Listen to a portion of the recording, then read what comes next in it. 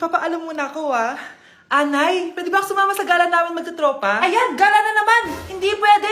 Ano ka? Anak sa mayaman? Nay, sige na. Kasama ko naman yung anak ng kumari mo. Kahit kasama mo pa yung anak ng presidente, wala akong pake! Si nanay naman, napaka-KJ. Mabastos to nag-walk out pa. A few moments later. Wow, nagugas ng plato. Parang may gusto Hoy, kahit magugas ka pa ng plato dyan, hindi kita papayagan, no?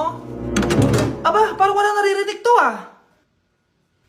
Nag-aaral ng maayos? Hindi pa rin kita papayagan, no? Hoy, pati mo pinapansin Sige, pag ikaw di nakapagsalita. Ano kaya problema na ni Scarlett? Ba't di ako pinapansin? Siguro nagtampo yun sa akin kasi di ko siya pinayagan.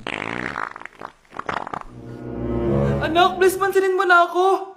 Pwede ka nang gumala. Sige, pinapayagan na kita. Sino yun? Wait lang, anak. Sino yan? Anak? Nay, sorry di ko na kinaya. Sumama na ako sa gala namin. Pinaprank mo ko, no? Sino yun?